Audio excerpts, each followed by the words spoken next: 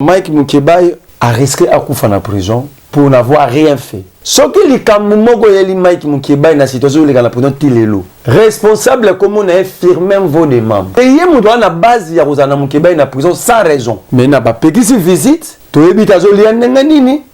À vivre Nenganini. Moi j'estime que firmé vos des attenter à la vie de Mukebai. Un innocent en prison, un criminel sécurisé par les Chikata. Na Nicolas Kazadi. Na François Roubota, na Mukebai n'a pas en prison. Procureur ou a firmé vos des. Batu ya fois quand Gabaza Libanda. Déjà, Bilo va passer à la prison, l'État congolais continue son processus, nouvelle manière de désengorger la prison.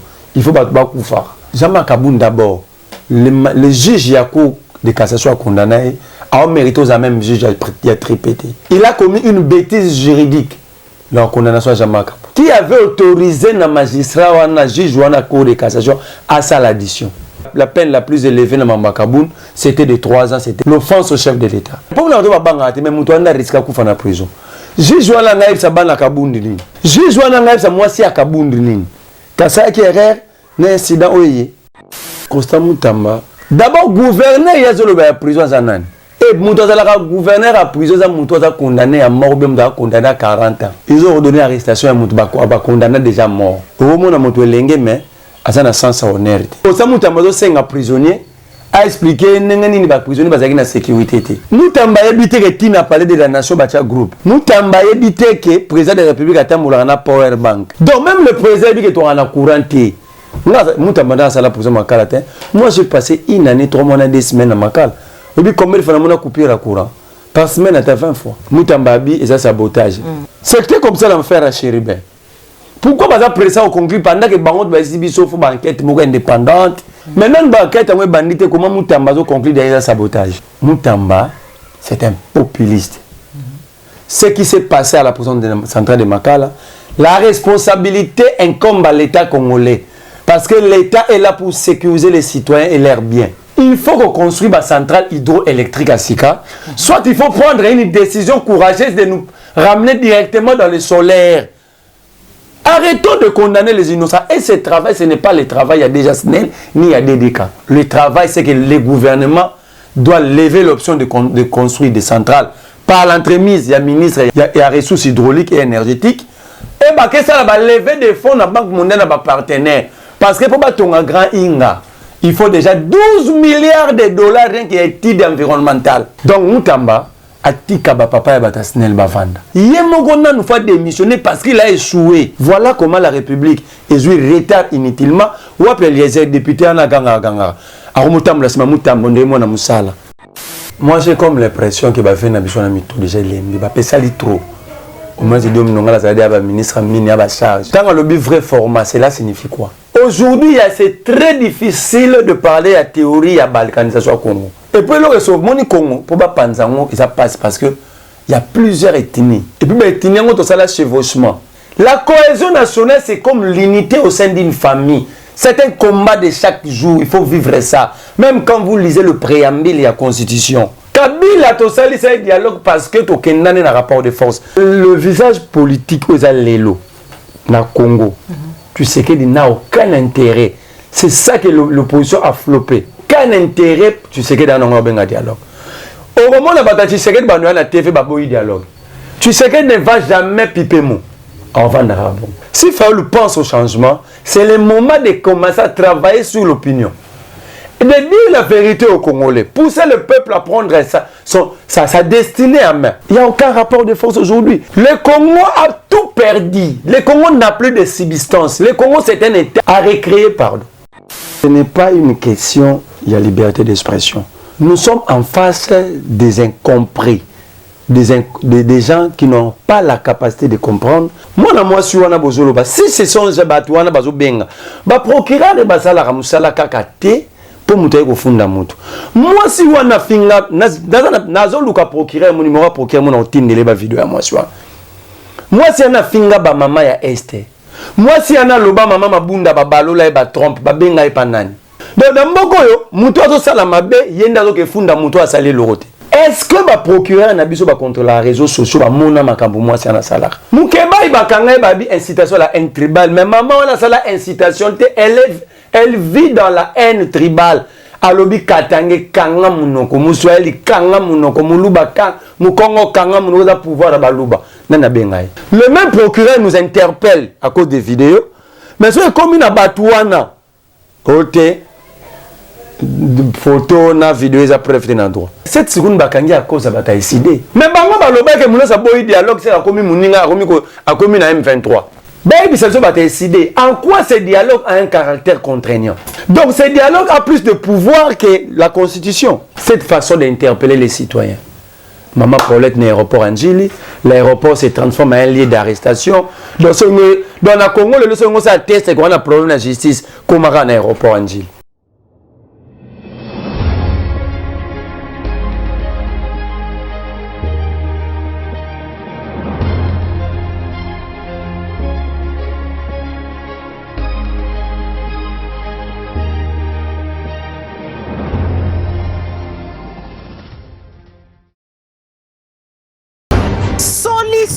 Pour na séjour na bino na Kinshasa yangoyo tozali na appartement pour na bino meublé na ndenge ya mikili komi tungisa te pour na accessibilité sécurité pe ba déplacement na yo ezali assuré. Adresse ezali moko avenue Dodoma numéro 1 Vendée na croisement des Huileries na commune ya Lingwala. Benga biso na numéro oyo ezali affiché. Bon début à week-end dans Mabota Nabino, Bande Kobalandi, appelé Claire Télévision, la chaîne de vérité, celle qui vous informe en temps réel. Mbote Nabino, Bipa Ignan ce jour Milino. Merci la fidélité, mais surtout le lien na la confiance où chaque jour vous allez renouveler la carte à la chaîne de vérité. Ceci Nabiso ils allaient informer Bino John la vérité. Voilà pourquoi nous colombo le lot. Tous allez ne sengo. Ya koyamba pour Nabino, mon amboka les symboles de la résistance Merlin Vouvou et le Monaye de Tokusula Bongo. Matali Mboka na biso notamment événement où les kana kibongo la prison centrale ya Makala bipai wapi tozali koyoka ete na ngonga oyo directeur ya prison centrale ya Makala azali bongo Ozare ministre Constant Mutamba azali bongo ko senga arrestation ya ba agent ya SNEL mais aussi ya gouverneur général ya prison centrale ya Makala p ba gouverneur ya ba pavillon. Qu'est-ce qui s'est réellement passé parce que toyoka qui est quelque part et le bongo na vice ministre na quoi acquisé ba magistrat côté ça a été allé bongo photo ya ba magistrat donc on point de vue peut analyser mon mboka Merlin Vouvou matali bongo dialogue après bosenga mon mboka Martin Fayulu toyoki ndeko Jomindunga la paix ko senga eti sengeli tokende bongo na dialogue na vrai format na yango qui dit vrai est-ce que nyonso wana iko aboutir na nini partage ya gâteau topé lelo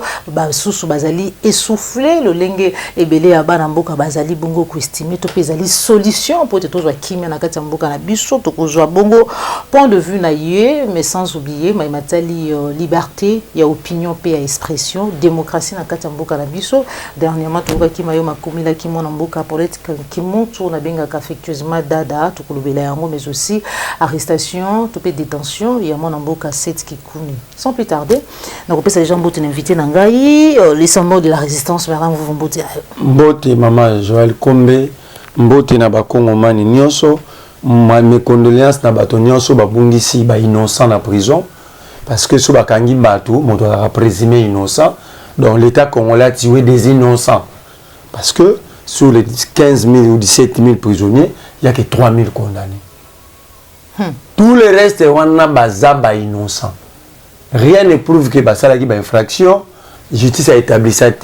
Donc on a tué des innocents. Lorsque le ministre sollicite que Baksambi Sabatou, ça dit le ministre accepte également qu'il y a une négligence dans le traitement. Il y a pas maison carcérale, il y a une incompétence, donc même lui-même fait partie de ces incompétents.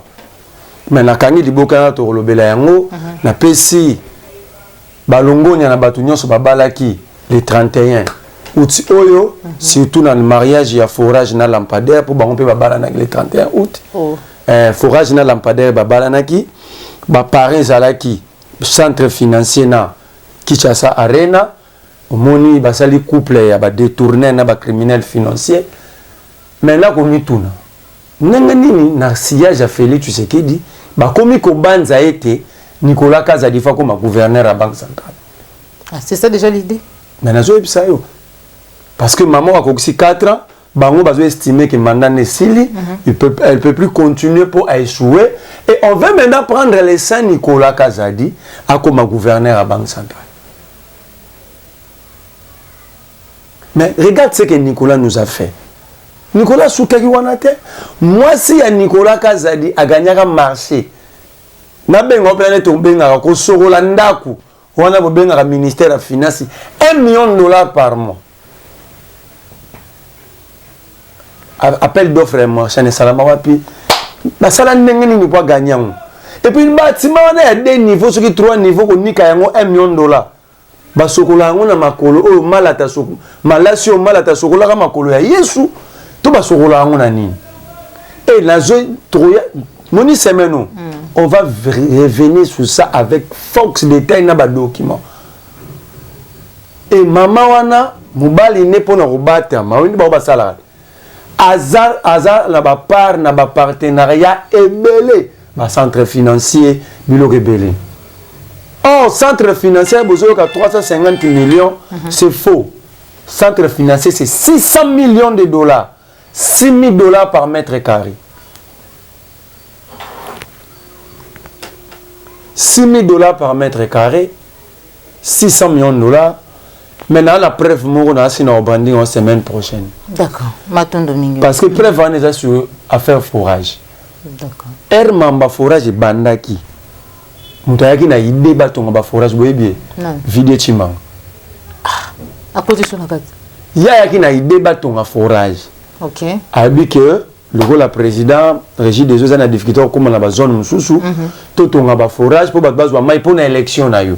Ndenge ba memara Félix ba comme ça Félix chef de l'état inaugurera ba chantier neta inaugurera centre financier chantier a inaugurera Lemba Imbu chantier baye wana bayokani basala ba forage bake bayokani ekirina ba mai kasenga banani baye pouf basangani forage prix nango par forage na projet initial zaki $8,000. Forage na kata projet wana c'était $8,000. Vide chimanga me suit. Tout celui qui connaît Vide chimanga kata mpanzo atinda son cause. Au comment na ba vidéo mo Vide chimanga mo atambusaka de ba ta publicité. Yé François Robota, Mike Asenga, Bachaka forage moro ya comme essaye na maluku na entrepôt ba otamula ba omeka komela ba mai wana. $8,000. La question que nous nous posons, et le mois qui $8,000 n'est comme à 297 748. Si tu as $8,000, 10 forages, ça fait 80 000. Ok? 100 forages, ça fait 800 000. Donc, la mongo ya forage, moko bango bache, ils ont plus de 30 ou 40 forages, il y a prix initial. Or, ceux qui ont mongo ya ndenge bache, 3 forages, 297 748. Aux mongo à 3 forages, na prix wana, vous savez, les forages, ils sont 250. Ça, c'est grave, c'est un crime. Les gens doivent répondre. Et balingate. Balala, balamuka, ils finiront par répondre. Parce que les lots, Nicolas Kazeda, comme batelaye, naba chikata. La fonction. Bon, on a ma fonction. Tous autres, tout na. Azan a famille politique ou biologique et chef de l'État. Un père de famille. Père de famille.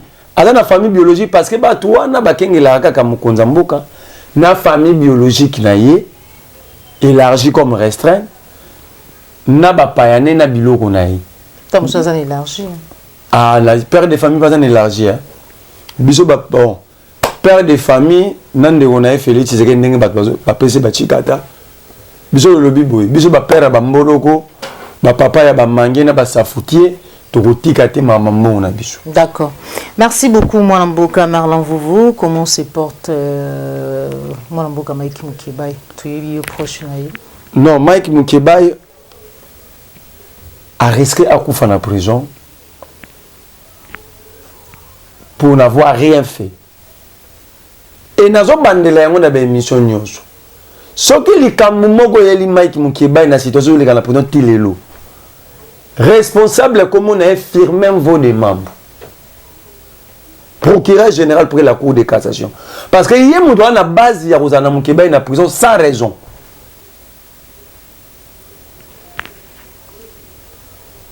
Moukeba a déjà estomac, mais n'a pas petit visite. Tu habites à Zolian Nenganini, à vivre Nenganini. Donc, s'il y a un problème, d'ailleurs, moi, je vais amener la famille de Moukeba chez Firmin Vodé. Parce que moi, j'estime que Firmin Vodé a tenté à la vie de Moukeba. Mais c'est grave. Un innocent en prison, un criminel sécurisé par les Tchikata. Na Nicolas Kazadi, na François Roubota, na Moukeba, il y a une phase en prison. Procureur Wana Firmin Vodé, battu les fois quand Ngabaza Libanda. Moi, je dis, la situation est catastrophique dans la prison. Déjà, Bilo va passer à la prison, il y a des aratinati. Bilo comme on lit un autre mouton normal, condition au lambe lango yamabe, ils allaient à Moukié, et maintenant, les prisonniers vont vivre à la visite. Visite dans ma cas là, exact.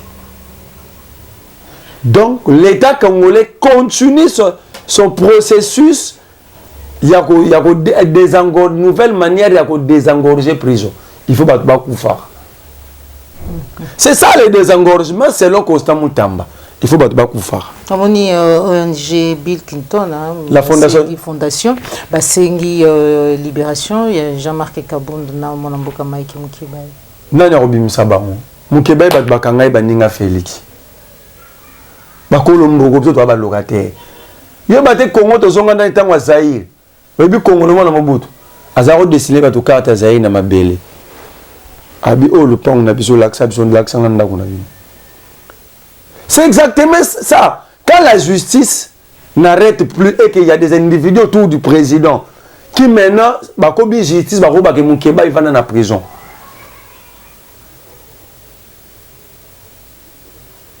Moi, je crois, moi, je vais organiser un sitting avec la famille Moukeba, accompagnée de la population congolaise chez Firmin Vodé. Alors, après l'événement, tout le monde a qui présent sur le ministre et la justice. Mais aussi Jean-Marc Kabounda. Oui. Parce que. 3 jours à Zoliaté. Jean-Marc Kabounda d'abord. Le juge de la Cour de cassation a condamné, a mérité aux même juge à tripété. Comment ça? Il a commis une bêtise juridique dans la condamnation de Jean-Marc Kabounda. Pourquoi? Lorsque vous commettez plusieurs informations, l'élément de besoin de idéal. C'était quoi l'idée à Moutou? L'idéal c'était quoi? Et à ce moment-là, ce qui m'a mis ici idéal, nous devons définir comment on condamne à multiples infractions. Par exemple, ceux qui n'avaient pas violé au maman commis. Idéal, là, nous avons exactement violé. Après 3 jours, nous avons bomigo dans ma tête. Déjà l'endroit, c'est le même endroit. Idéal peut être moroté. Pour en arriver dans la bandale, na violé, na kei, na kei na ma tête, na violé, na simbité, na bomi. Après, quand on a la ligne, voilà, na zoïba. Quand on m'arrête, on va me condamner à faire l'addition. Donc, on va condamner à mort, on va condamner à 100 ans de prison. Ça dit, qu'il y a peine ou il viol, ou il tué, il y a mort d'homme, si on peut 30 ans, on te condamne à 30 ans. Mais Jean-Marc Kabounda, ça dit, l'infraction à place, on a idéal, moko. À combien de 7 ans? Qui avait autorisé le magistrat ou le juge ou la cour de cassation à ça l'addition?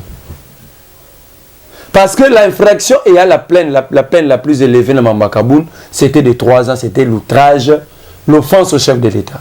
Déjà un juge sérieux, raison pour laquelle le juge Joana Rosala, même n'a tripété. Un juge sérieux ne peut jamais arrêter un citoyen pour offense au chef de l'État. Pourquoi? Parce qu'infraction, on est dans le code pénal T1. 2, il y a un décret ou ordonnance loi Moyakala. Balobi bo une ordonnance loi. Pour une infraction offense au chef de l'État, il faut chef de l'État y à la plénière se plaindre. Ce qui n'a consigne n'a pas juge en bazolanda. Ah, peut-être que le chef de l'État se plaint. Ce que le chef de l'État se plaindre, ce bakani doit bara Moutouboum plaignant, non, c'est tel. Et Barotal à la statine, est-ce qu'on peut les confronter ou pas? Ok? Mais wapi plainte au chef de l'État contre Jean-Marc Kabound. Même l'ordonnance où est condamné Jean-Marc Kabound il y a cours de cassation des arrêtés. Même 7 ans à Toloba. Na munoka ndeshi jaloba qui biso yoki. Botou na baji cours de cassation. Ba l'accepte no ordonnance arrêt condamné Jean-Marc Kabound c'est. Cours de cassation ba lia sous ba avocat Jean-Marc Kabound plus de 500 000 francs. Pour appeler ça va jugement existe arrêté. Mais Moutouana n'est pas un bangate, mais Moutouana risque à couper en prison. J'ai joué à la naïf, ça ban la Kaboundini. J'ai joué à la naïf, ça moi aussi à Kaboundini.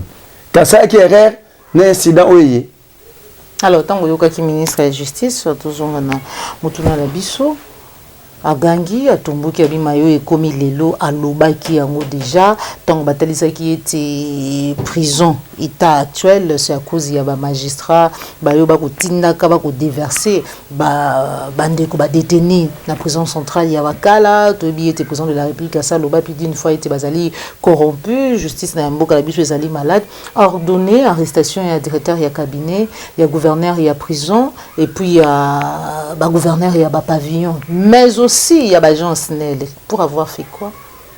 Constant Moutamba ne bandila qui monte TikTok mais ce qu'on a monia remis couturier a commencé à faire ba mesure même tailleur soit si ba mesure belé bilamba ba des autres ngama ba ko kanza pa ko moteka ngona mo benge Moutamba les couturier to ba mesure ni azo banda ko zo ba mesure wa bilamba toni. D'abord, gouverneur, il y a la prison à Zanan. C'est un prisonnier. Et Moutouazala, gouverneur à prison, Moutouazala condamné à mort, condamné à 40 ans.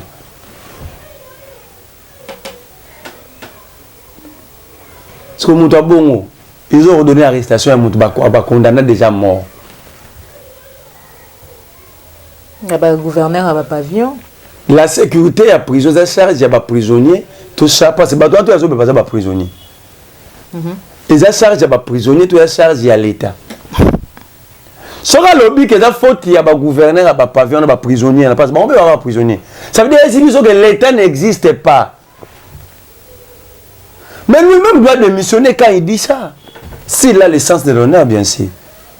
Au moins, on a montré l'engue, mais ça a un sens à honneur. Comment un prisonnier qui doit être sécurisé, lui-même n'est pas, vous lui demandez des comptes et la sécurité, il n'est pas prisonnier. Donc, quand ça Moutamba c'est un prisonnier, a expliqué qu'il n'est pas prisonnier parce qu'il y a la sécurité. Mais c'est une responsabilité. Il y a Nini.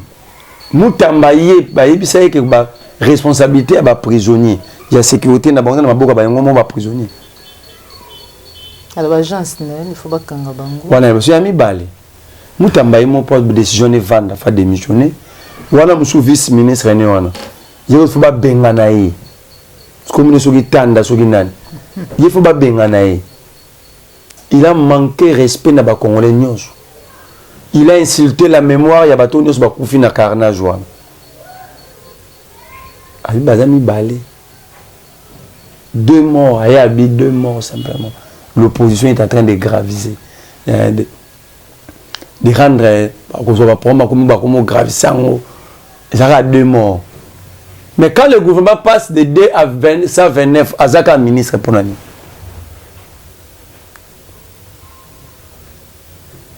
Toi, National, nous t'avons habité que tu n'as parlé de la nation Bacha Group. Nous t'avons habité que le président de la République a été Power Bank. Nous avons évité que n'a parlé présidentiel dans OIA, il n'y a que des groupes électrogènes. Donc même le président dit que tu as un courant.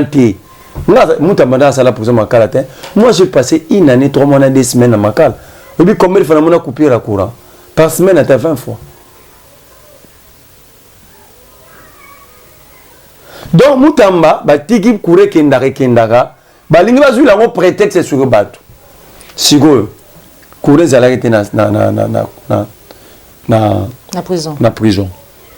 Ndé on a battu se fader. Et sabotage, donc ils se sont bien organisés pour nous saboter. C'est là répondre à banquette ni. Mutambabi et ça sabotage. Ayi mutalobaki ba osana banquette. Faut pas ko tsana ba ONG belé, dia ba sali liste ba ONG. Parce qu'il y a le besoin sabotage n'est à conclure en avance. Pourquoi pas ça pressé au conclure? C'était comme ça l'enfer à Chéribin. Pourquoi pas ça pressé au conclure pendant que bango ba sibi sauf banquette moko indépendante, ba ko tchal ba ONG même internationale, na ba ONG na biso pour éclairage ça nini et ça. Maintenant banquette on bandité comment Mutamba zo conclure derrière sabotage. Et puis banda oloba na bidimbu bozolo baneka po saboter ba effort de chef de l'État ba effort ngomona na kana bilamba na bango na nde ba oginko mongela ba effort de chef de l'État ba sabotaka to na courant te maïten zelate effort Félix ça na mboko à part ya voyage effort ni o bango ba lo babzo baby ça na protéger miyibi effort ni Félix ça là tala ndenge to fifaka boka plaque près ndako papa ça là que force au tel gars ndako papa na bango c'est un bâton pour sa famille. Tant que tu sais que dans tambula il y a un Mutamba zo benga ba fort. Si Mutamba mutaye bisaka biso que Félix Tshisekedi c'est un héritier en même porter sa mboka. Il y a commis on a parce qu'il s'est battu. Faut pas les comparer avec les héritiers. Il y a me ça biso. Parce que le monde ça bloque héritier ni. Mutamba c'est un populiste. Ce qui s'est passé à la prison centrale de Makala, la responsabilité incombe à l'État congolais. Parce que l'État est là pour sécuriser les citoyens et leurs biens. Ok? S'il y a eu défaillance, les têtes doivent tomber. Et non, Mutamba, mais on a bloqué même Abisso.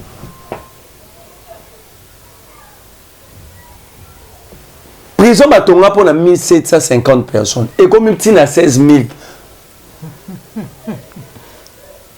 Basali na ngoni. O basaya bayaki baki misabatu. Combien d'assaillants arrêtés? À part ba mort ba ndeko na so ba prisonnier.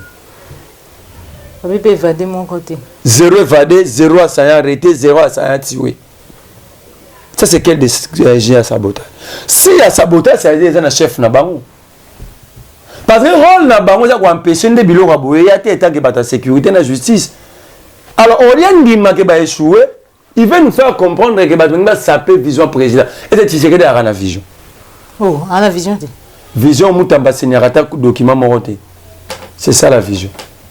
C'est ça la vision de ne porter aucune réforme dans 6 ans. Maman, je vais tout à série na vie. Mon beaucoup, c'est absolu.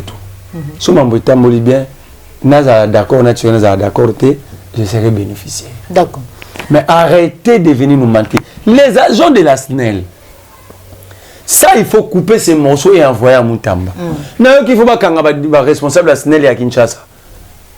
Donc il parle de DDK Tukuzu, il parle de l'ADEME, donc chef à maintenance. Lutundu là. Il y a Mutamba pesa qui bango courant nini o bango batinde na makalate. Donc Mutamba so amona pour le peli, habite courant ba produisera yango. Maman, batuana ngai na critique sou batana SNEL tena DG. Na bi ke bat ba comment mutuna bango. Mais parce que le problème place c'est ça, nous moi c'est comme l'impression que ba Congolais tout à pêle-mêle. On n'a jamais pris le problème na fond non. La SNEL ne construit pas de barrages dans la centrale. SNEL c'est l'État qui construit. C'est comme Mutamba qu'on a un magistrat, magistrat en prison. C'est l'État, non? Dans l'État, apparentement, le ministère de la Justice, on a dit que prison est tournée. Parce que Mutamba est entre guillemets dans une opposition. Et le lot, parce qu'on est au banc. Et c'est ça, faut être directeur à prison, tu as fait en prison. Et c'est fallait magistrat en prison. Tout l'État par l'entremise du ministre de la Justice. Alors, tant que Bango va tongiter, le magistrat par le parquet a pour pouvoir d'interpeller, d'arrêter. Ce qu'on fait, c'est rabattre. C'est quoi? ba magistrat na Mutamba se comporter le roi papa oyo a commis 6 mois na té a sommé le mois na bilo à classeité mazo bala moi na jour à rentrer kende classe mon mamba courant. La SNEL ne produit pas le courant. La SNEL maintient, transporte et distribue. Le courant, tout ça, dans Kinshasa, ils ont la capacité, on peut ça. Aucun endroit courant, journée, mon bimba plein. Aucun. Nazolo Bango, le DG, Lucine de Messuie, le directeur de distribution à Kinshasa, Toukouzou Messuie, le directeur régional de Kinshasa, DEM, chef à maintenance, Messuie et les autres. Le barrage des servi mais le barrage, on a mon nom. Production, ça a souci. Bambo est en prison, ça n'a rien à voir avec la SNEL. Arrêtons de faire porter les chapeaux dans le bateau Bassali Loroté. L'ING ne produit que 2300 MW. L'économie congolaise est assise au Grand Katanga. Oui, le bateau a un régime à Dante. Parce qu'il n'y a pas Dante. Est-ce qu'on peut dire Adam, mais la culture, il y a des influenceurs, des influenceurs de TikTok. Dans la musique, il y a Karine Mokonzi, Moni Mutambaras. Karine a YouTubeuse. Kasi ba influenceuse. Kasi te est-ce que Mutamba peut influencer. Tout le monde. Il ne produit pas 2300 mégas. J'ai mis ma main à couper. Le 2300 MW batindaka 1800 MW na Grand Katanga. Parce que ceux qui va minier ba salate économie na biso sainini déjà zalaka na monter. Mwanda mwana pe sainini ekufi. La ville de Kinshasa a besoin de 1300 on a d'abord en 2023 na habité na batongi banda na 2024 combien.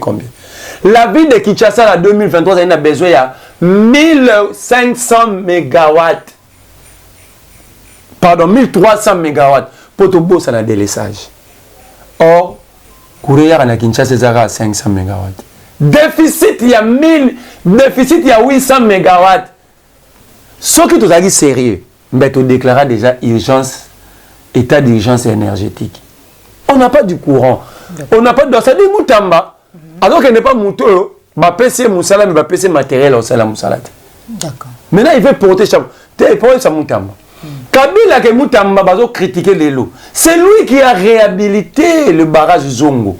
Oh, mon côté ba breaking ba comme la courant prépayé. C'est simplement 248 MW. C'est insuffisant. Il y a un même préparé comme Katana. Parce que c'est insuffisant. Il faut qu'on construise une centrale hydroélectrique à Sika. Soit il faut prendre une décision courageuse de nous ramener directement dans le solaire. Arrêtons de condamner les innocents. Et ce travail, ce n'est pas le travail, il y a déjà SNEL, ni il y a DDK. D'accord. Le travail, c'est que le gouvernement doit lever l'option de construire des centrales.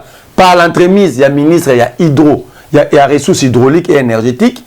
Et bah, que ça va lever des fonds dans la Banque mondiale, dans partenaire. Parce que pour battre un grand Inga, il faut déjà 12 milliards de dollars rien qui est étude environnementale. Je donne des chiffres pour que tout le monde ait sur nos causes. 12 milliards de dollars. Donc, 2 fois que le budget à Congo. Pour monter à cause de budget à Congo, c'est 16 milliards. Banda Congo, c'est la Congo, dans tous les cas, 6 milliards de budget. D'accord. Donc, vous comprenez que, papa n'a SNEL. Attendez, tu auras un délaissage. Première étape, la première étape à délaissage, c'est la production. Si on va produire, ça va être boulangerie. Si on va salir pâté, maman va boire technologie. Si on va directeur, maman va te gama pendant quoi. Donc, si on a victoire à Salima Pate, maman va te gana quoi, on te gâte, il faut que l'État appelle ça au courant d'or, batonga central. Total à Sigoyo, DGS nena batouana, ce courant qui est tombé dans banque boza, ba fautif. Mais à ce stade, na condamné qui mutumo azobo, déjà zo sala musala ngabi, bende bobo misaka ba DG. Si on a une relation avec mon condi, sans avoir les éléments, est-ce que DG mdatonga barrage? Donc, Mutamba, atika ba papa ya bata SNEL bavanda. Moi je crois même batazo landa wanane. Yemogona nous fait démissionner parce qu'il a échoué. Et bon remarquer pour na chité et le mongo au moment a communiqué mon côté Mutamba signé na komboni. A signé na komboni. Le cabinet du ministre. Au moment a arrêté au moment a décision té. Parce que à juriste, a dit que maman ça là ils ont cadré na loi. Les magistrats, oui, les magistrats ne sont pas ça la bébélé. Mais la conflit dans les magistrats ont totalement raison. Par exemple, ton procureur général près la Cour de cassation, Firmin Vod, a sanctionné le procureur général, Yagombe. Il y a maman qui ça l'a communiqué. J'ai instruit. Suspension. Dans la côte de Twitter, il y a l'article 49. Il y a la loi sur les conseils supérieurs de Nachi. Arrêtez maman au tweet. Si le président n'a aucun pouvoir direct de sanctionner ou de révoquer un magistrat, maintenant le ministre va D'accord. Tout ce qu'il y a pas de magistrat, c'est toujours sur la vie du conseil supérieur de la magistrature et que le ministre de la justice, par la loi, n'a aucun pouvoir, même à la taille des fourmis, sur le magistrat. D'accord. Seul pouvoir en azwa, ce qui balé qui sera loi minaku sakata.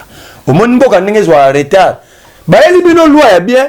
Le coup la bébé que ba congolais à l'époque ba zoli na Kabila te, boye bo brandi te, ça j'ai à Kabila, et ça minaku na sakata ba ta PPRD, ba zoli nga kanga Félix. Les lois mutamba comme ça la mam oh la loi. Oh maman do ça là. Il n'y a que sens si on avait laissé cette loi-là minaku sakata passer. Voilà comment la République est jouée retard inutilement. Ou après les députés en aganga ganga. Alors mutam la sema mutam bonde mo na musala. Mutamba kenda ko zong sabat na matete les yowana na safari. On dit mutate bilamba si ministre à l'ata. Mutamba kenda la prison na premier ministre ba maison brûlée. Bazonga na waka waka. Na ça comme le jidi toi là. Alors, comme le premier ministre de la maison brûlée, à qui la prison, elle banda qui bat koufi, à qui la liberté de magasin koufi. Bon, l'accent en place à qui na maman longa. D'accord, merci beaucoup mon amour Merlin Boubou. Et pour faire face à tout ça, tout va être pour pallier na makabebele au République du Congo, tout va congolais bazali ko ça la face na yango lelo et sengi na biso pour certains la cohésion nationale tous à la bomoko ou anizali proposition à mon amboka Martin Fayulu parce que les lomboka ezali ko kabwana tous ali en danger les pays vraiment ezali en voie ya balkanisation to yo kipen de kodio mindonga la kosenga ete sengeli dialogue bien sûr na vrai format. Pensez-vous que Nangonga Oyo Tozali, ils allaient kosenga dialogue pour na baliser chemin, pour être changement, pour être kimeko, pour être munguna balkaniser mboka na bisote pour faire face na manion surtout Tozali ko sibir lelo. Moi j'ai comme l'impression que ba fait na biso na mito déjà lembi ba pesa li trop. Au moins c'est dom nonga la zali ba ministre mini ba charge. Apparemment a commis na bout il y a réflexion. Quand le vrai format, cela signifie quoi? Tout naït. Un bon mino va jouer sur la bengi bino sur la botuni. Papa Diomi, vrai format selon il y a dialogue zarandé. C'est quoi le vrai format? Maman Joël Kombe. Personne n'a besoin que ces pays soient brûlés ou soient séparés. Déjà aujourd'hui, c'est très difficile de parler à théorie à balkanisation au Congo. Mundela zwa occasion de balkaniser Mbogo en 1960 à Salamuti. Il y a eu des sécessions ici. Nani a aidé Mobutu pour ces sécessions katangaises na Mamuyaka Longina Kassai, République du Kassai. C'est toujours le même blanc. Ok? Je ne dis pas qu'il n'y a pas velléité. La velléité, on a tout ça depuis calme. Mais aujourd'hui, l'évolution empêche. Et puis, le Congo, pour pas Panzango, ça passe parce qu'il y a plusieurs ethnies. Et puis, les ethnies ont ça là chevauchement. Au monde, Mukongo, Bala, Mutakivu. C'est très compliqué. Et c'est la seule chose Mobutu a ça là que les lots balkanisés comme passe. Ça, c'est Mobutu. Même maintenant, Roubé-Roi, Basali, rébellion, pays divisé, tant que avant Joseph Kabila. Tous les 4 administrations dans Mboko. Il n'y a pas de Balkans Mboko. Nous avons conception Union européenne. Dialogue à Saint-City. Union européenne. Bachana Mbongo n'a pas voté l'élection. Mundela Tibasa Randine. Batikiamo Kebongo. Metti les loups. Si c'était dans l'idée à balkanisation, metti les loups. Hein? Babemba na Saint-City, ça m'a dit Bayokanate. Banga peut pas avancer, parce qu'il y a place Bazabongo. Bavandi, au fin du monde, la cohabitation devient impossible avec ces gens-là. Il faut déclarer simplement tel État, tel État, tel État. Partout, Balkan, c'est seulement majorité à la bon. Mais pensez, moi, je ne suis pas contre les dialogues. Parce que tout solo la ranabi sokak. Mais moi, la première question que je pose à ceux qui pensent qu'il faut dialoguer, on va dialoguer avec qui et pourquoi? Entre nous, Congolais, pour donner chance à la paix, hein, tout à l'heure. La paix se gagne ou la paix ça se discute? Est-ce que vous répondre? La paix se gagne. Non, la paix ça va se donner. Babunda. Là où besoin de solo que tu as dépassé parce que dialogue on est comme sécurité na bango transport per diem. Ils appellent être monté par ce que tu as armé. Ya liboso. Yami Bale, babi cohésion nationale. La cohésion nationale est un idéal ou option à lever? La cohésion nationale c'est comme l'unité au sein d'une famille. C'est un combat de chaque jour, il faut vivre ça. Même quand vous lisez le préambule de la Constitution.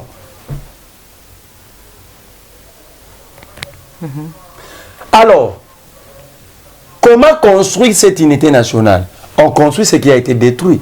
Qui avait détruit alors? Parce que tu regardes à Tobia, Mbokezo Kenabokabouani, Toyokani, unité nationale, Tobimi Tokeiben. Ce qui vont corriger Moutou, ou à la base dans mon thé, vous trouvez quelle solution? À cause de San City, sans qu'on arrête Batou, Basimbara Mindou qui va Bemba, Baroubero, on est dans la succession des rébellions. Parce que les gens pensent maintenant que c'est OK, tu es dans un dialogue. Comment on dit? C'est un problème. 3. Je crois d'ailleurs au 4e. On va parler sur quoi? Bon, ce qu'on n'a pas failli. Venabiso, c'est très bon, c'est bien d'être un grand leader. Mais ce qui est plus bon, c'est savoir maintenir dans la durée ce leadership. Il n'y a même pas 5 ans, Faoulou disait qu'il ne peut pas parler avec Tshisekedi parce que la main tendue là, c'est une main sale. Ça, je ne sais pas bien. Mais puis c'est mais ce Tshisekedi atteindre ma vie, on réserve pas une réponse favorable à une main sale. Quand est-ce que la main de Tshisekedi a été lavée? Dans quel pressing? 2. Dans la même optique, Fayoulou nous a dit Félix ne respecte rien. Asa patin, marionnette, à Kabila, Kagame. Mais non, ce qui est au dialogue, tu sais qu'il va mettre sous table Bakoro Fayoulou à Lubagi. Question mark. Ça dit ici, moi je crois, c'est un cycle, de dialogue inutile. Moi je ne suis pas contre les dialogues, mais ça doit avoir un soubassement. Parce que ça n'a pas dialogue, il peut être kimia pendant que pour Massassi, c'est pas ça là on a dialogue. Na pas tout pas dialogue, on n'a aucun fabricant d'armes aux Anakati. Oh, regarde la proposition. Ce qui va réduire le train de vie, il y a une institution, rien que na 25%, Maman Joël. L'État congolais va faire bénéfice de 1,3 milliard. Ce n'est pas suffisant pour renforcer l'armée. Vous sentez qu'il y a des traîtres, hein? Oui, justifie Bango, Mbongo. Qui a les thermomètres pour détecter ces traîtres?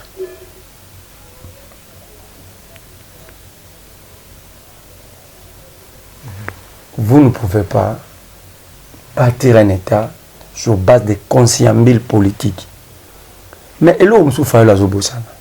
Tout ça, la Constitution. Ce que l'objet sur la résolution et dialogue, tout ça, ça dit tout est dans la Constitution. Mais comment tu as un ordre constitutionnel?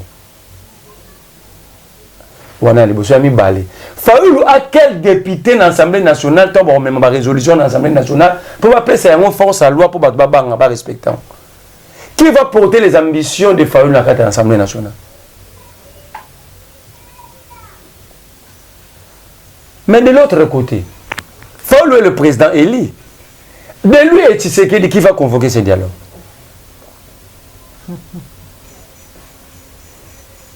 Pourquoi Fayoulou a exception que Tshisekedi a causé la guerre? Parce que préalable Tshisekedi a fait ça qui va s'en haut. Olanda qui a intervenu. Quand j'étais avec le prélat, on a fait le dialogue, tout cela entre Congolais. Si le prélat que je suis prêt à dialoguer, mais Katumbi préfère rester borderline. Kabila d'ailleurs, lui, il a fait le choix de l'insurrection. L'AFC, d'ailleurs, l'AFC c'est lui. Fayoulou n'a jamais reconnu que je suis le président de l'élection de l'Ekaki. Donc Fayoulou sort de chez vous, tu sais qu'il y a quoi c'est la Rinenga. D'ailleurs,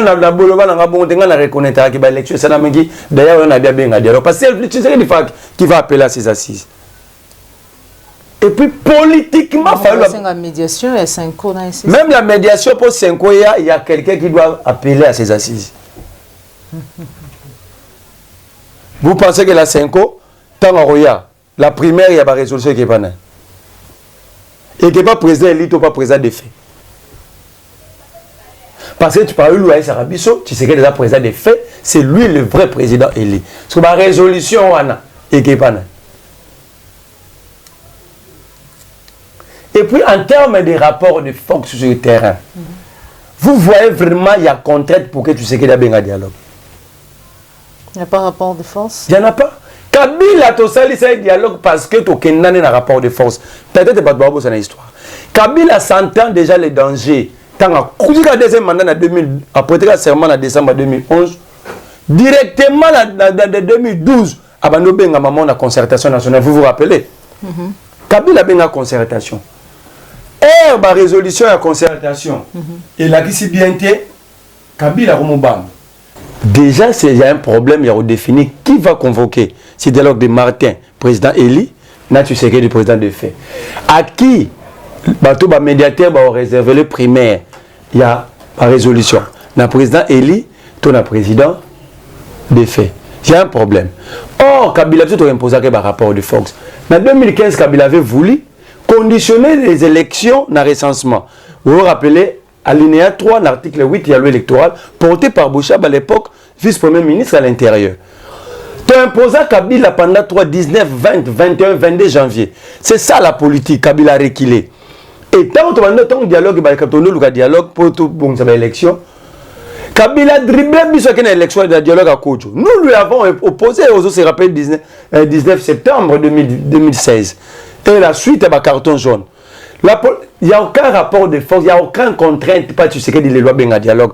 Mais regarde ce qui va se passer. C'est ça la faiblesse, il a fallu le bateau à dialogue. Tu sais qu'il va laisser les choses pourrir comme ça. C'est ce qu'aujourd'hui, on a besoin de dialogue. Deuxième mandat, il estime qu'il a le plein pouvoir. Il n'y a aucun rapport de force aux contraintes de la dialogue. À vendre dans les tant au comme fin entre 2026 ou 2027, tu sais qu'il va appeler à un dialogue où il va contraindre le Batumbatunakati pour la survie politique n'a après pouvoir. Or, le dialogue format Fayulu Alingi, on l'obtient que par le rapport de Fox. Je mets à défi tous les experts et la science politique et à la politique pratique. Même le dialogue, on doit l'imposer. Alors, est-ce que nous avons Fayulu? Aujourd'hui, il a la capacité d'imposer ces rapports de force. Parce que ce n'est pas un faible rapport de force, le siège va étouffer. Aujourd'hui, le rapport de force est à 19 janvier 2015. Il y a 19 septembre. Ça dit, le président a dit le moto Oyo, après 2 semaines, j'aurai des problèmes sérieux. Donc, il faut appeler ça Balingi. Mais le visage politique aux Alélo, dans le Congo, tu sais qu'il n'a aucun intérêt. C'est ça que l'opposition a floppé. Aucun intérêt, tu sais qu'il y a un dialogue. Au moment où tu sais qu'il y a un TV, dialogue. Tu sais qu'il ne va jamais piper mot. Avant d'Arabon. 2025, il y a un monde. Alors, il y a une année, c'est la 2026. Tout au moment où on a la deuxième moitié 2026, on peut parler, le pays ne va pas toujours bien. Or, aujourd'hui, tu sais qu'il n'a jamais accepté. Le pays va bien. Ça dit jamais il peut appeler à un dialogue lorsqu'il est conscient que le pays va bien, il est en train de bien faire son travail. Selon lui, tu sais qu'il appellera à un seul dialogue où les politiques vont discuter d'après pouvoir, tu sais qu'il va faire comment il n'a pas revivre. Et c'est un dialogue très dangereux où on va risquer de prendre des décisions protégeant des criminels économiques et des criminels décents. C'est là que moi, Marley Vouvou, j'ai dit ceci. Il n'y a pas opportunité de dialoguer. Il n'y a pas raison que tu sais d'appeler à un dialogue. ni aujourd'hui ni demain. Quand je dis demain, donc fin mandat en 2028, ce qui est bien, le peuple, si Fayoulou pense au changement, c'est le moment de commencer à travailler sur l'opinion. Et de dire la vérité aux Congolais, pousser le peuple à prendre sa destinée en main. Parce que tant que tu travailles dans le rassemblement pour que le peuple se prenne en charge, Kabila n'avait pas passé en 2015, Kabila a dribblé tout ça, le dialogue. Parce que tu sais que tu as dialogué. Il n'y a aucun rapport de force aujourd'hui. Imagine que l'État, l'opposition n'appelle pas un rapport de force pour réclamer. Bon, ça n'importe quoi. Il y a 70 millions, 80 millions de dollars à Balampadi, il y a un forage. 600 millions au centre financier. L'opposition n'a sauté. Oh, c'était le moment d'appeler, de créer ces rapports, d'appeler le peuple. Et le président vient protéger la père de famille. Il fallait que l'opposition, tout l'accès, tu sais que dit que biso ba père ba mboloko, ba père ba nia una ba mboa, to lobi borozong sambongo. C'est ça le rapport de force. Alors sans ces rapports de force, il n'y a aucune contrainte pour que tu sais que dit na moment to fandino. Bako sangane belé. Tu sais que pour la raison de Kimia, parce que l'autorité traditionnelle va proposer un nouveau cadre de conservation. Est-ce que l'autorité traditionnelle va l'autorité traditionnelle va chef coutumier va mettre champagne, va l'andara mise au monde Charles Koto, mon image Charles Koto. Ba chef coutumier va l'andara lombo, mboka ya metandi $100. Le chef coutumier va sali Sonia mboka ou. Ba télémina ba chinois. Les Chinois que nous accusons toujours de maltraitance contre les citoyens congolais. Bah, quelle est l'autorité? Vous savez, dans une coopération militaire, hein? Accord. La Chine a déjà gagné une guerre dans son histoire. C'est tout le monde. Je veux comme au côté de Maman Soda. La paix va chef coutumier $100, va chef coutumier et Charles Koto a tenu mon filmé.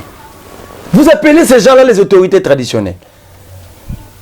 L'autorité traditionnelle à Congo, même besoin de conflit foncier. Si vous continuez à profondeur à conflit foncier, c'est de l'escroquerie. Mon limo, il va dans la moto à battre, bon monter. Chef, tu mets la loi, on soit techniquement ma belle après 2 ans, on va retourner à la moto. À toi, bandio tonga, ceux qui ont été là qui ont coupé. Moi, nous devons remplacer la technique, on ne soit pas moto. Vous appelez ça? Vous appelez ces gens-là. Banane, tu sais que d'après ça, ils ont déjà caution à biso. Chef coutumier à Grande Orientale.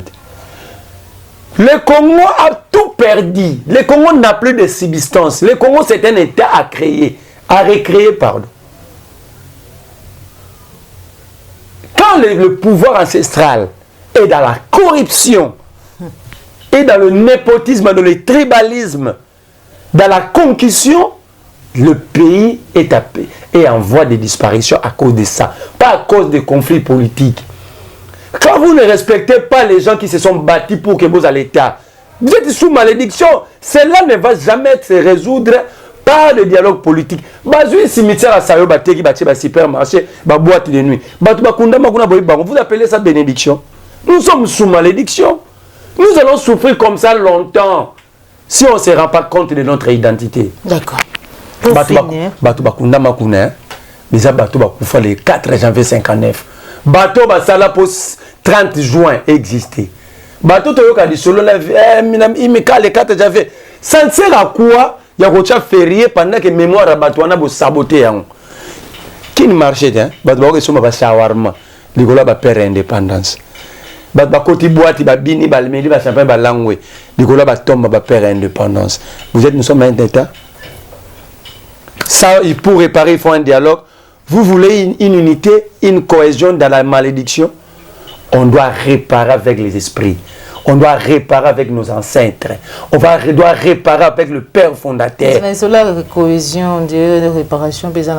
La réparation, c'est de rendre à ces gens-là les honneurs qu'ils méritent. Je ne vois pas un Indien accepter, même yo, aussi ma bouteille à bière dans le mémorial, il y a Gandhi Mahatma.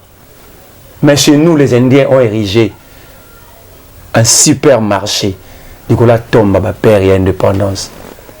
Merci beaucoup, mon Mboka Merlan Vovo. Pour finir, ma telle liberté, il y a expression, il y a opinion. De l'eau, mon Mboka Set Kikoun, Yazali Bongo en détention.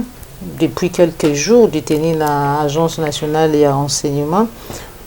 l'équipe, il y a 2 jours, je crois, mon amboka Paulette qui montre qui a Pekisamaki, Azwa Ndekenaye, Azwa Pepe Kweta Kende, Langambu ya Kisangani, bisike singela ke nosala musala ya bopandisango, to komona ba vidéo ko circuler, moko elenge mwasi a kotalisa ete ezali na ba plainte ebele, bango balakisi nde yeke basakana na pouvoir te pour pouvoir ezali ya bango. Ma nyonso wana lecture ni ko sala tango komona ka boye pour ezali pe ya liboso te. Ce n'est pas une question, il y a liberté d'expression. C'est une question, il y a bateau, tout ça en face. Nous sommes en face des incompris, des gens qui n'ont pas la capacité de comprendre. Nous, on a comment le rôle dans Ménédine. Oui, Ménédine. Cartel, il y a Pablo Escobar.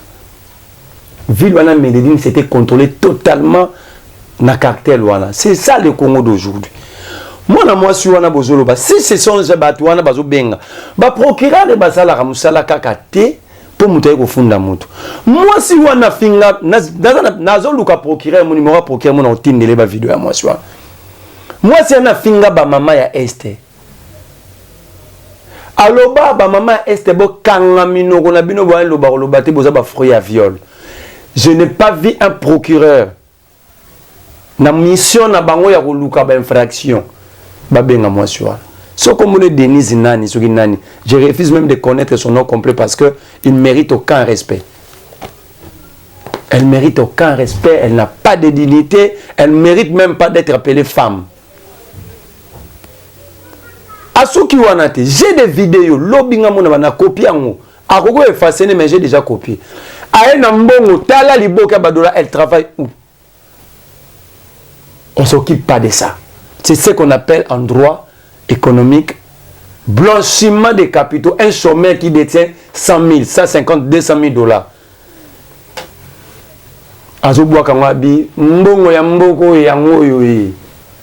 Qui est ce procureur à Bengi? Moi, si y a loba maman mabunda babalola et ba trompe, ba benga et panani. Donc, dans Mboko yo, muto azo sala mabe, yenda zo ke funda muto a salé l'orote. Et puis la justice c'est dans les leaks. Il y a des mamans qui ont fait des choses bien, qui ont fait des choses. Donc, ici, justice a Congo, ici, maman Paulette, comment on fait pour te protéger?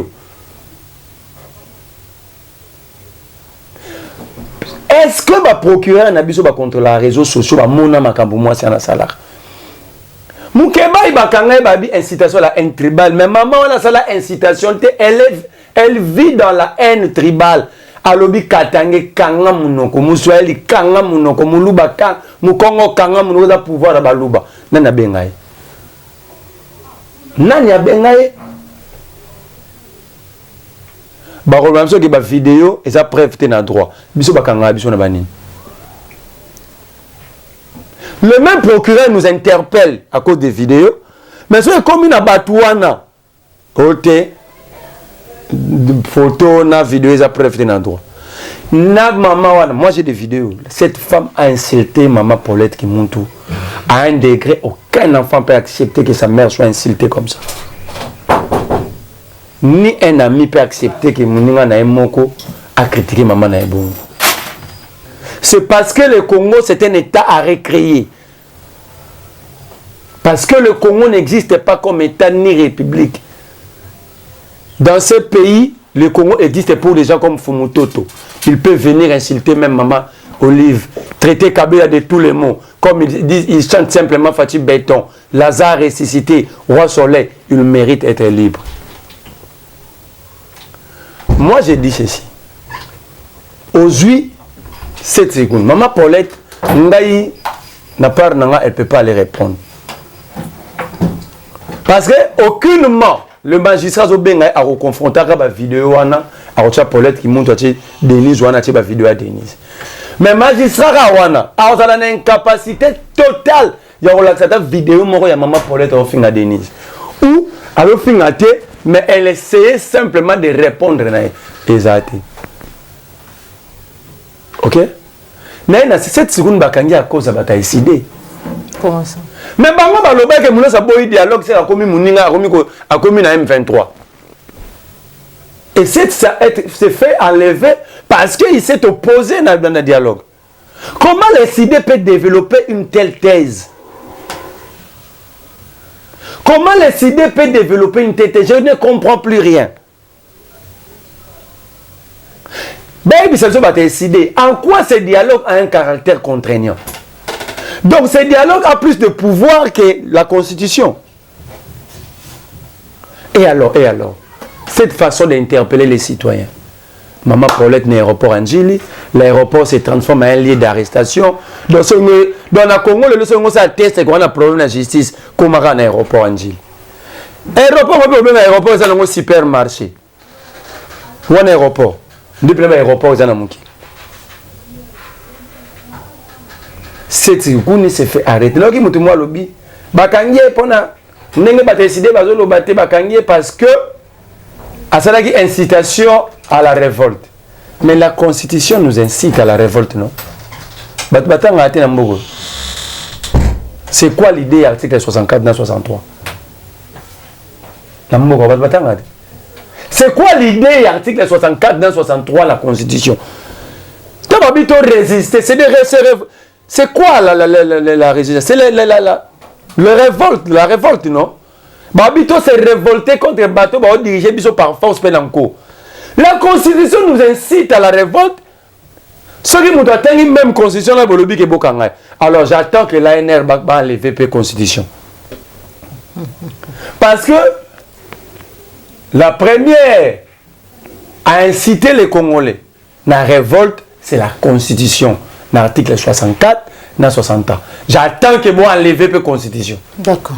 Merci beaucoup. Mon mboka merlan vous pour nous repasser sur un canisinayo en rapport à Matali mboka na biso. Merci à Joël Gonagou chasseur d'images aux qui sima caméra pena ba union sur besoin qu'il va pouvoir rouler na biso pour molelo mais kasi mboto ka bona complètement na yo message na yo na ba union sur lundi. Message aux Congolais, ne faisons plus foi aux hommes politiques. Prenons notre destinée en main, battons-nous pour notre liberté et droit. Sinon, nous resterons des esclaves éternels. Pour résoudre le problème de l'Est, ça demande les moyens et non un dialogue politique. Bapé ça basoda misolo, bacha basoda na ba condition bien, bapé ça ANER, service de renseignement misolo, pour passer la matériel adapté pour l'espionnage et la détection et renseignement pour que tout défendre Mboka. Aucun politicien zawana, tant ba ba poto soit solution Mboka. Qui est ce politicien qui va accepter son fils à Kenardel? Donc tenez-vous prêts, bientôt un meeting sur les éclaircissements et des solutions à proposer et non un dialogue. Et nous allons imposer par un rapport de Fox à l'État congolais, ce qui dirige aujourd'hui, de mettre les moyens, de réduire les salaires des institutions, des frais de fonctionnement, de mettre les moyens et pas y armer. Maintenant, au cité dans le bac, au Moni Lelo, tout le monde nous donne raison. Et surtout à Gilles Alinguetti. Au Moni Banile, délivrance à carte d'identité. Au Gilles Alinguetti, il y a déjà dans la mafia 647 millions. 647 millions. Lelo va payer ses raisons. Mais là, nous avons lobby que déjà, nous avons préparé deuxième documentaire contre Gilles Alinguetti pour ma carte d'identité. Maintenant, avant de s'attaquer à Gilles Alinguetti pour ma carte d'identité, il y a des Congolais, firme au Babengara IDEMIA. Il y a des Français, firme française. Il y a une concession dans Afritech. Il y a Samba Batili ou pas. So bazagi na ananine na concession 647 millions basaki levé des fonds dans la banque commerciale là. Banga basimisa ba voir yanine. Il y a banque centrale ou pas. Alinguetti peut avoir ses faiblesses, mais il vient de sauver la République à un débâcle. Il y a 647 millions de dollars. Et bateau bazoloba que vous allez vous organiser. Que celui qui s'est Félix Alongoli Alinguetti, vous allez l'imposer. Pourquoi vous avez imposé tu sais que Nicolas Kazadi? Pourquoi vous avez imposé bateau sur la levée des fonds il y a 500 millions? Na IBA Bank, bakosi ke baotonga banzela depuis 2023 nzela tonga mité. D'accord. Ce qui vraiment besoin pour la Congo. Moi j'ai dit à Alinguetti, les grands hommes ont toujours été incompris pendant leur vie passage sur terre. La majorité a compris après passage de la terre. Et pour un grand homme, ce n'est pas un sujet d'égraissement des dents, mais c'est un sujet d'allégresse. Soit dans la joie, parce que dans le mal ou dans le bien, vous venez d'écrire une partie de l'histoire. Merci beaucoup, mon Amboka Merlan Vouvou. Tout à très bientôt, toujours ce Pli Clair TV, la chaîne des vérités. Au revoir.